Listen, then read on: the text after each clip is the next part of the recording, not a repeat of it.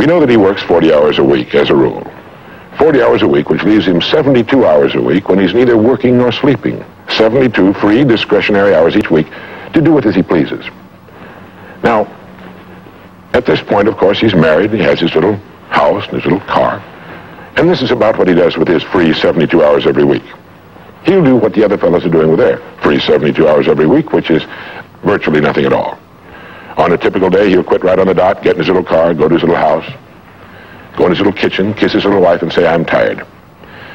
They've even figured out why he says that. The experts believe that he used to hear his father say that back when men used to get tired working during the day, and he picked it up and he repeats this every night when he gets home.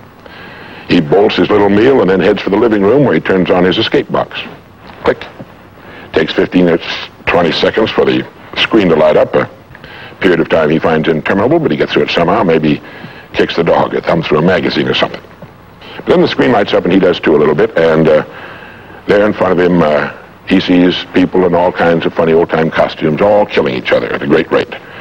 One expert has agreed that the average family can see more death and bloodshed and carnage on his television set in a week than Crassus saw when he crucified 6,000 prisoners on the southern road to Rome. But you know how those experts are. He could certainly be off one or two. But he sits there for about 5.5 or 6 hours. 25% of all free time now is spent in front of the tube, according to the latest statistics. Now, there's nothing wrong with this particularly, except that he's watching other people who are earning excellent incomes in the pursuit of their careers, while he doesn't make a nickel. And gets the only two things you can get from watching TV on that kind of a schedule. He gets red eyes and a hollow head. Now, this is not meant to be an indictment of television. I've got a couple of television sets at home, too. I have a couple of cars at home, too, but I don't go home at night and drive around the block for 6 hours. But he sits there for 6.5 hours until finally his wife, who's a little more practical than he is, claps him on the shoulder and she says, "Charlie, I think it's about time you went to bed. You've got to get up in the morning and go to work." And he's okay, and he shuts it off. He knows how to do that. He just shuts it off and goes to bed. Next morning he gets up and he does this all over again. He does this every day for 40 years. At the end of 40 years, he's retired, which always kind of catches him by surprise. No one's ever figured that one out either. And then he dies at 85 or 90, the way medical science is moving us along, out of sheer boredom. Well, what's the problem? Is there a tragedy here? Not really, if that's the way Charlie wants to spend his life, our mythical, hypothetical young man. If he wants to spend his life that way, that's his business.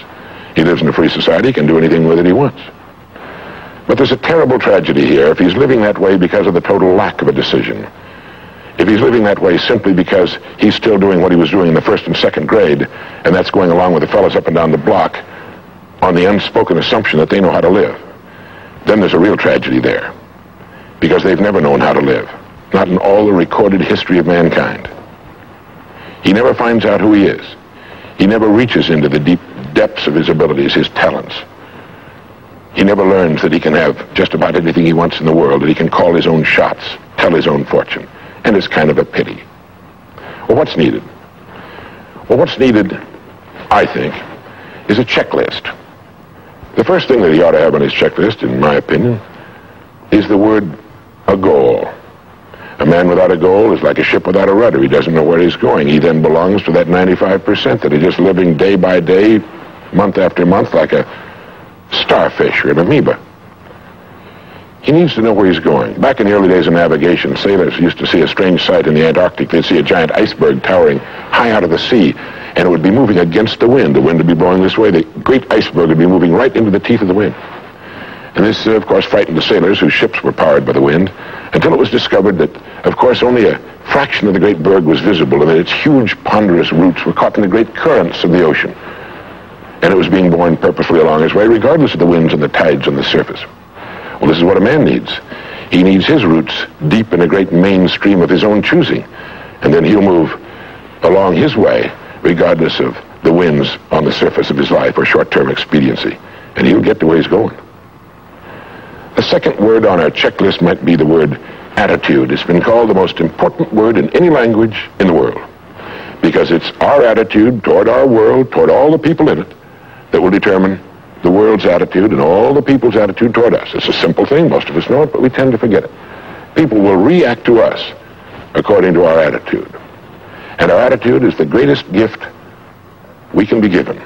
You know, the little creatures of the world were given a wonderful gift by Mother Nature called protective coloring, in which they can blend into their background without being seen. But man was not given this great gift, because man was given an incalculably greater one.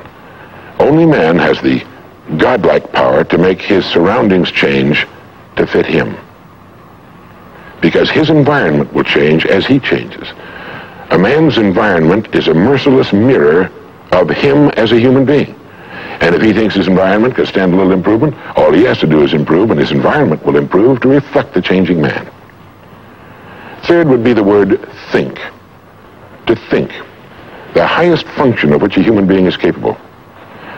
It was put pretty well by the great Pulitzer Prize-winning playwright Archibald MacLeish in his great play, The Secret of Freedom, in which he has one of his characters say, "The only thing about a man that is a man is his mind. Everything else you can find in a pig or a horse." It's true.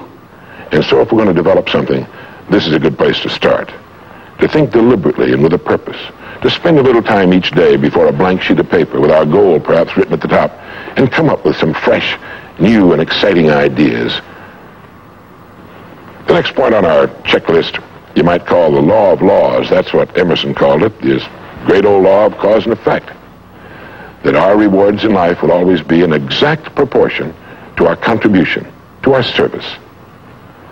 We all know this, really. We tell our children in Sunday school that as ye sow, so shall ye reap, but we forget that that's true. If a man is unhappy with his rewards, all in the world he's got to do is find ways of increasing his contribution, his service. It's like the story of the preacher who was driving down a country road, and all of a sudden he came to the most magnificent farm he'd ever seen in his life. It was beautiful. And so he saw the farmer approaching the road on his tractor, and so he hailed him, and he said, "My good man," he said, "God has certainly blessed you with a magnificent farm." And the farmer thought for a moment, and he said, "Yes, you're right, he certainly has. But you should have seen this place when he had it all to himself." And the preacher had his sermon for the next Sunday. He realized that all the farmers up and down that road had been given the same land, but one man had made something great out of it. Well, all of us are given the same land. We're given a human life, and each of us can make something great out of it too if we want to. The next point might be simply the word truth. Since everything we do has an equal and opposite reaction, unless what we're doing is based on truth, we're building on sand, and it can't stand. The next point would be R&D, research and development. None of us would want to work for a company or invest our money in a company that didn't have a very viable research and development department. That is, pumping a good percentage of its profits back into research and development because its future depends on it. But so does a man's. And you might ask yourself, how much of your own take-home pay have you spent during the past year for materials calculated to make you smarter this year than you were a year before? Calculated to make you a little better, a little bigger as a human being, to perhaps love a little more and hate a little less and do a little better job than you did a year ago. How much money are you pumping back into yourself and your future? It's worth thinking about. And finally, the strangest secret. At the beginning, I said, what makes a child grow up into the human being he becomes? Well, this is the reason for that. Of course, he's the confluence of a genetic pool that goes back for thousands and thousands of years. His environment has an influence on him, of course. But what makes him become the person he becomes is that he becomes what he thinks about most of the time. It's as simple as that. We become what we think about most of the time. And that's the strangest secret. This is why thinking is so vital. This is why a goal is so important. Because we will become that. This is why people who set goals achieve them. The trouble with men is not in achieving their goals. They do that. It's in establishing them. We must love them. We must help them. We must serve them, because our whole success will depend on our ability to do these things. But never lose our own individuality and our identity by permitting ourselves to become submerged in what has historically proved itself to be little more than a suffocating sea of indirection and purposelessness. If we want to emulate someone, fine, but let's be choosy in whose steps we follow. It's the only life we've got. And remember to think. Imagination is everything, and we can become what we can imagine.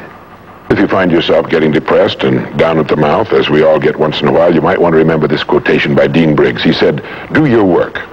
Not just your work and no more, but a little more for the lavishing's sake.